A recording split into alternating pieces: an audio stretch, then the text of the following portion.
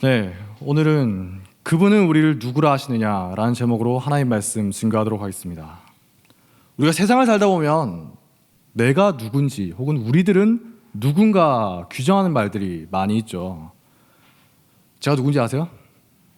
네, 모르는 분들이 대부분일 거예요. 안다 하더라도, 제가 누군지 안다 하더라도 저 사람이 누구냐, 어떤 사람이냐 하는 질문 앞에서 각자 대답이 다르겠죠. 저를 강도사라고 기억하는 분이 있을 것이고, 아니면 그냥 교회 청년이라고 기억하는 분이 있을 것이고, 성격이나 다른 여러 가지 것들로 저를 이 사람은 어떤 사람이야 그렇게 부를 수가 있겠죠. 혹은 제 성격만 가지고 말한다 하더라도 똑같을까요? 다르죠. 오랫동안 저를 지켜봤던 제 가족이 저에 대해 말하는 것과 다른 사람들이 제 인격에 대해서 말하는 건 상당히 다르겠죠. 여러분들은 어떻습니까? 교회에서든 집에서든 혹은 학교나 직장에서 다양한 평가를 받지 않습니까?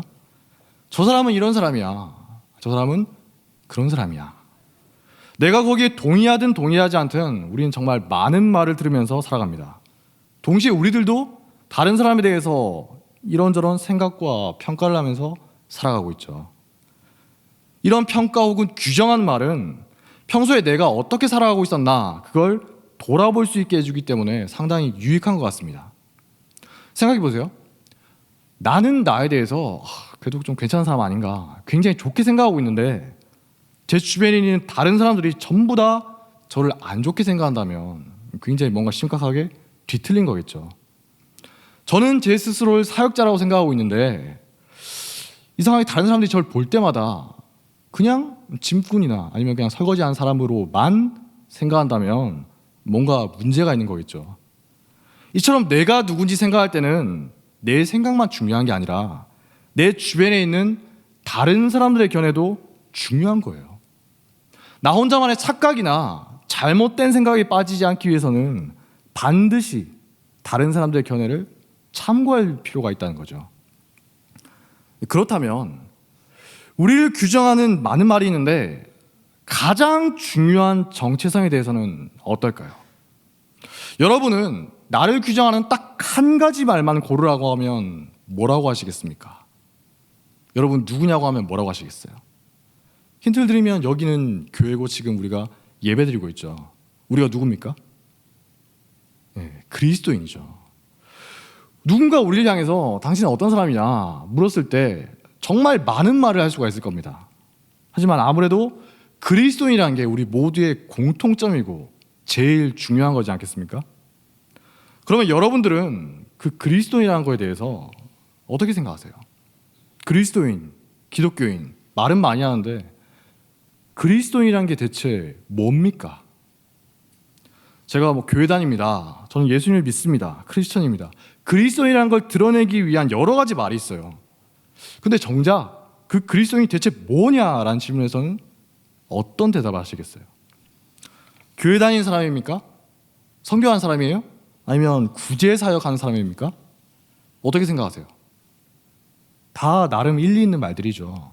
교회도 다니고 선교도 하고 구제 사역 같은 착한 일도 하고 예수님도 믿고 정말 다양한 말을 할 수 있을 거예요. 근데 사람들마다 중요하게 생각하는 부분이 다 다르죠. 그래서 그리스도인은 뭡니까? 라고 물었을 때 대답이 조금씩 다 다를 거예요. 틀린 게 아닙니다. 다 나름 일리 있는 말들입니다. 하지만 그건 우리들 각자의 생각인 것이고 아무래도 우리를 그리스도인으로 부르신 하나님의 생각이 제일 중요한 거 아니겠습니까? 우리가 핸드폰을 쓸 때 메모장도 있고 계산기도 있고 시계도 있죠. 여러 가지 앱을 쓸 수 있지만 제일 중요한 기능이 뭐죠? 연락하는 거예요. 통화를 한다거나 카톡을 한다거나 여러 가지 기능이 있겠지만 핸드폰의 제일 중요한 첫 번째 기능은 남과 연락하는 거죠. 그걸 위해서 개발된 거예요. 이처럼 그리스도인이 뭐냐라고 물었을 때 여러 가지 말을 할 수 있겠지만 가장 중요한 첫 번째 정의가 뭐냐 그걸 생각해 볼 필요가 있다는 겁니다. 하나님이 우리를 그리스도인으로 부르셨다는데 대체 뭘 위해서 부르신 것일까? 오늘 우리가 함께 읽은 말씀은 굉장히 중요한 말씀입니다. 교회란 무엇인가? 하나님의 백성이란 어떤 존재인가? 그리스도인이란 무엇이냐? 이거 말할 때 제일 먼저 언급되는 말씀이에요. 이스라엘이 이집트에서 나오죠. 출애굽합니다. 하나님이 모세를 통해서 이스라엘 자손들에게 해주셨던 중요한 말씀입니다. 특별히 5절에서 6절을 다시 함께 읽어보겠습니다. 시작. 세계가 다 내게 속하였나니 너희가 내 말을 잘 듣고 내 언약을 지키면 너희는 모든 민족 중에서 내 소유가 되겠고 너희가 내게 대하여 제사장 나라가 되며 거룩한 백성이 되리라. 네, 오해하시면 안 됩니다. 이러이러한 것들을 지켜야지 너희가 비로소 내 백성이 될 것이다 라는 게 아니라 이미 하나님의 백성인 자들에게 주어진 은혜로운 말씀이죠. 근데 뭐라고요? 모든 민족 중에서 내 소유다, 즉 특별한 보물이다. 그건 맞는 말이죠. 그 다음으로는요, 제사장 나라가 될 것이다. 좀 더 정확하게는 제사장들의 나라입니다. 우리가 하나님께 대해서 아주 특별한 보물이라는 건 알겠는데 제사장들의 나라가 된다는 건 무슨 말일까요? 이건 일종의 예배 공동체를 말하는 거예요. 우리가 우리 각자에 대해서 생각할 때도 그렇지만 어떤 나라나 단체에 대해서 생각할 때 퍼뜩 떠오르는 그런 단어가 있지 않습니까? 미국은 어떤 나라야? 일본은 어떤 나라야? 토트넘은 어떤 팀이야? 이런 생각들을 하죠. 근데 이스라엘이라는 그 거대한 한 민족을 향해서 다른 말도 아니고 제일 먼저 뭐라고 하시죠? 너희는 제사장들의 나라다. 지극히 종교적인 말이지 않습니까? 지금 우리가 드리고 있는 예배가 옛날에는 뭐였어요? 제사였잖아요. 그러니까 지금 하나님이 하신 말씀은 이런 겁니다. 이스라엘아, 너희들은 나에게 대하여 무엇보다도 먼저 예배 공동체가 될 것이다. 이 말씀을 들을 때 이스라엘이 당시 어떤 상황이었습니까? 이집트에서 무려 400년이 넘는 세월을 살았어요. 자연스럽게 이집트의 여러 가지 문화적인 영향을 막 받게 됐죠. 다른 민족들과 다르게 아브라함으로부터 이어져오는 약속의 말씀을 가지고 있습니다. 하지만 사람이 살다 보면 주변의 영향을 안 받을래야 안 받을 수가 없죠. 더군다나 이집트는 그 당시에 세계 최고의 강대국이고 문화적으로도 선진국이었어요. 지금으로 치면 저기 외진 시골에 살던 분이 서울 한복판이나 뉴욕 한복판에서 살게 된 겁니다. 영향을 안 받을래야 안 받을 수가 없겠죠. 그래서 나중에 여호수아 24장 14절을 보면 이렇게 말합니다. 너희의 조상들이 강 저쪽과 이집트에서 섬기던 신들을 치워버리고 여호와만 섬기라. 이집트에서 살 때 우상 숭배에 빠진 사람들이 분명하게 있었던 겁니다. 한참 지난 후에 에스겔서 20장 7절에서 8절을 봐도 하나님이 직접 옛날 이스라엘의 영적인 상태를 고발하십니다. 너희는 눈을 끄는 바 가증한 것을 각기 버리고 이집트의 우상들로 말미암아 스스로 더럽히지 말라. 나는 여호와 너희 하나님이니라 하였으나 그들이 나에게 반역하여 내 말을 즐겨 듣지 아니하고 그들의 눈을 끄는 바 가증한 것을 각기 버리지 아니하여 이집트의 우상들을 떠나지 아니하므로 내가 말하기를 내가 이집트 땅에서 그들에게 나의 분노를 쏟으며 그들에게 진노를 이루리라 하였노라. 이집트에서 무려 400년이 넘게 살면서 영적으로 많이 혼탁해진 상태였던 겁니다. 마치 세상 속에서 살아가면서 끊임없이 영향을 받고 있는 우리들의 모습과 비슷한 거죠. 게다가 출애굽을 했을 때 이스라엘 민족만 있었던 게 아닙니다. 출애굽기 12장 38절을 보니까 수많은 민족들이 이스라엘을 따라서 출애굽에 동참했어요. 아브라함의 후손들만 출애굽한 게 아니라 여러 민족들이 섞여 있었던 거죠. 이 여러 민족들이 나중에 서서히 동화되어서 하나의 이스라엘이 되어가는 겁니다. 그건 나중의 일이고 출애굽 당시에는 얼마나 혼란스러웠겠어요. 430년 동안이나 이스라엘 내부적으로도 우상 숭배하는 사람들이 많이 있었고 노예 근성이 뼛속 깊이 박혀 있었죠.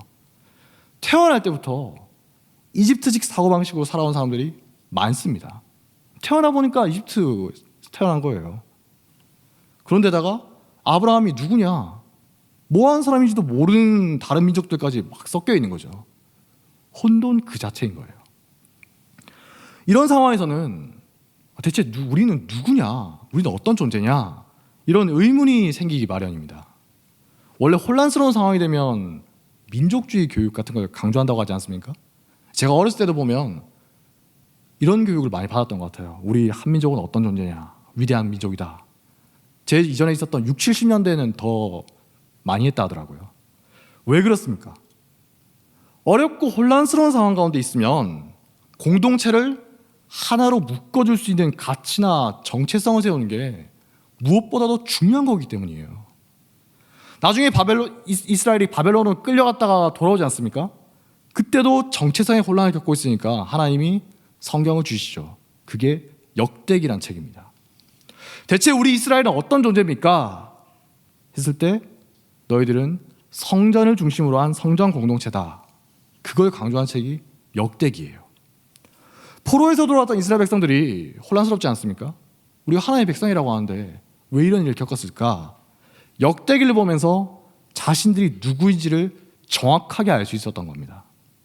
마찬가지로 출애굽 이후에 굉장히 혼란스러운 상황에 있던 이스라엘 향해서 하나님이 직접 말씀하십니다. 이스라엘아, 너희들이 누구인지 아느냐? 너희는 나의 소중한 보물이며 너희가 나에게 대하여서 예배의 공동체가 될 것이다. 이스라엘, 즉 하나님의 백성을 규정하는 첫 번째 정의는 다른 무엇도 아니라 예배 공동체라는 거예요. 신약으로 보면 이게 더 명확하게 드러나죠. 베드로전서 2장 9절을 보면 분명하게 말하지 않습니까? 너희는 택하신 족속이요 왕 같은 제사장들이요 거룩한 나라요 그의 소유가 된 백성이니. 오늘 말씀이랑 연결되는 거예요. 구약과 신약 모두가 분명하게 말하고 있습니다. 하나님의 백성은 어떤 존재냐? 다른 무엇보다도 1차적으로 예배 공동체다. 출애굽, 즉 죄에 노예된 상태에서 하나님을 우리를 부르셨는데, 우리를 구원하셨는데 가장 큰 이유가 뭐라고요? 예배 공동체로 부르기 위해서다. 그래서 출애굽하기 전에 모세가 이집트의 파라오 앞에 가지 않습니까? 파라오 앞에 가서 계속 요청했던 게 뭐예요? 이스라엘 해방시켜 주십시오? 아니죠. 자세히 보세요. 하나님께 예배드리러 가게 해주십시오라고 계속 요청해요. 제가 몇 가지만 읽겠습니다. 출애굽기 5장 1절과 3절 말씀을 보니까 그 후에 모세와 아론이 바로에게 가서 이르되 이스라엘의 하나님 여호와께서 이렇게 말씀하시기를 내 백성을 보내라. 그러면 그들이 광야에서 내 앞에 절기를 지킬 것이니라 하셨나이다.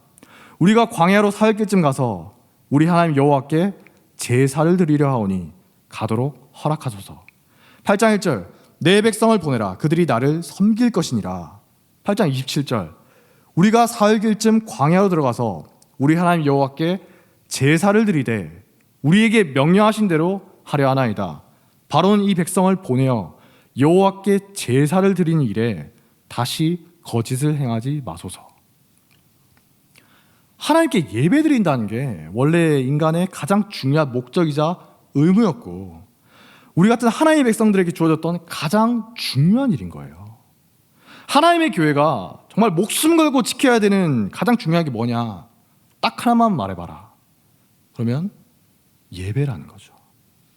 이게 가장 잘 드러난 말이 오늘 우리가 함께 읽은 본문인 겁니다. 인류 역사상 많은 나라와 민족이 있었고 또 많은 종교가 있었죠. 하지만 자세히 보면 종교는 통치를 위한 수단으로 이용되어 왔어요. 민중을 다스리기 위한 명분이었던 겁니다. 정치적인 목적을 위해서 종교는 이용당하는 수단이었어요. 하지만 하나님의 백성, 하나님의 나라에서는 예배 공동체라는 게 가장 중요한 정체성이었던 겁니다. 이게 지켜지지 않으면 그 나라가 아무리 위대한 정치적인 업적을 남기고 부유해지고 유명해진 왕이라 할지라도 하나님은 결코 인정하지 않으셨던 거예요. 그러므로 잊으시면 안 됩니다. 교회의 제1목적이자 가장 본질적인 거, 우리가 목숨을 걸고 지켜야 하는 게 뭐라고요? 예배다. 그렇기 때문에 우리 믿음의 조상들이 정말 죽음을 무릅쓰고 모여서 계속 예배드렸던 거예요. 제가 20대 초반에 한참 전이네요. 20대 초반에 전 목사님 설교를 들으면서 좀 의아했던 게 있습니다. 젊었을 때. 지금도 젊지만 그때도 목사님이 뭐라고 하셨냐, 심심하게 이렇게 말씀하셨어요. 우리가 예배에 목숨 걸어야 합니다. 예배 드리다가 죽어야 됩니다. 예배에 목숨 거십시오. 지금으로부터 15년 전에도 똑같은 말씀을 계속 하셨어요. 그때는 제가 어떻게 들었을까요? 그냥 그런가 보다 하면서 듣고 넘어갔어요. 뭐 예배 가지고 저렇게 말씀하시나, 매주 드리는 게 예배인데. 그냥 예배 드리는 게 교회 전통이니까 저러시는 건가? 다른 중요한 것도 많이 있잖아, 교회에. 근데 왜 예배를 저렇게 중요하게 여기시나? 혹시 목사님이 균형을 잃으신 거 아닌가? 그런 생각을 하기도 했던 것 같습니다. 근데 알고 보니까 이제 제가 성경을 좀 보고 신학 공부를 하다 보니까 예배야말로 기독교인의 근본인 것이고 우리 기독교인의 정체성을 규정하는 것이구나. 이게 바로 잡히지 않으면 교회가 아는 다른 모든 것들은 마치 모래 위에 집을 짓는 것과 같은 것이구나. 그걸 알게 되더라고요. 우리가 집을 지을 때 기초, 즉 근본이 튼튼해야 한다고 하지 않습니까? 기초공사가 제일 중요해서 시간도 제일 오래 걸려요. 기초공사만 끝나면 건물은 순식간에 올라갑니다. 하지만 기초공사가 끝나지 않으면 아무것도 할 수가 없죠. 만약에 건물을 기반이 불안정한 곳에 지어놓으면 어떻습니까? 다 지어놔도 언제 무너질지 모르는 위태로운 상태로 계속 가는 거죠. 그처럼 예배 공동체로 부름받았다는 교회가 우리 그리스도인이 예배를 소홀하게 하면서 다른 모든 걸 열심히 하고 있으면 어떨까요? 성도의 교제, 사회적인 구제, 위로 다 좋고 귀한 거죠. 하지만 예배를 통해서 먼저 영적인 힘을 얻지 않는다면 그 모든 게 무슨 의미가 있겠습니까? 그냥 일개 사회 단체에 불과할 뿐이지 않겠어요? 구제사역이요. 솔직히 시민단체가 우리보다 훨씬 잘할 거예요. 노하우도 많죠. 교제하는 거요. 우리가 아무리 애쓴다 하더라도 해병대 전우회 같은 그런 곳에 끈끈함을 따라갈 수는 없겠죠. 그런 부차적인 것들은 교회보다도 훨씬 잘하는 것들이 얼마든지 있을 수가 있어요.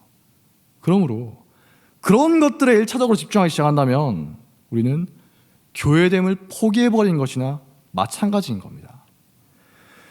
옛말에 이런 게 있죠. 수신제가 지국평천하다.